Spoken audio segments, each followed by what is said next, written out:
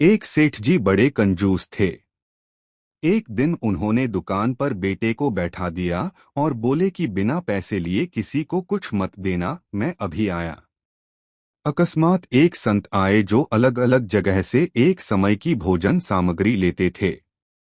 लड़के से कहा, बेटा जरा नमक दे दो। लड़के ने संत को डिब्बा खोलकर एक चम्मच नमक दिया। सेठ जी आए तो देखा कि डिब्बा खुला पड़ा था। सेठ जी ने कहा कि क्या बेचा? बेटा बोला, एक संत जो तालाब पर रहते हैं उनको एक चम्मच नमक दिया था। सेठ का माथा ठनका। वो बोले, अरे मूर्ख, इसमें तो जहरीला पदार्थ है। अब सेठ जी भागकर संत के पास गए।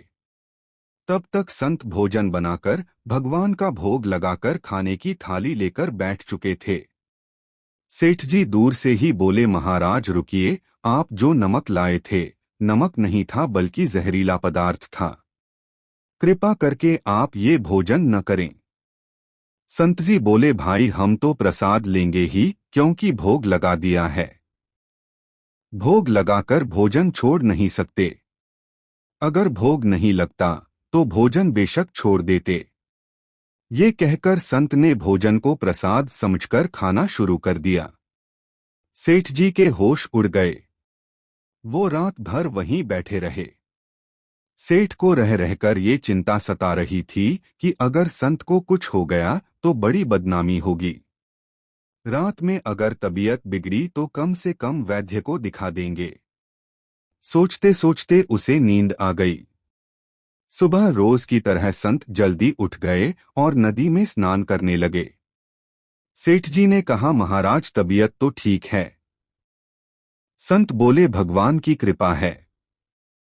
इसके बाद वे पूजा के लिए मंदिर चले गए। जैसे ही संत ने मंदिर का द्वार खोला तो देखा कि भगवान के श्री विग्रह के दो भाग हो गए हैं और शरीर काला पड़ गया है। ये देखते ही सेठ को सब समझ आ गया कि भक्त के अटल विश्वास को देखकर भगवान ने भोजन का जहर भोग के रूप में स्वयं ग्रहण कर लिया और भक्त को प्रसाद ग्रहण कराया। इसके बाद सेठ ने तुरंत घर जाकर बेटे को दुकान सौंप दी और स्वयं संत की शरण में आकर भगवान की भक्ति करने लगा।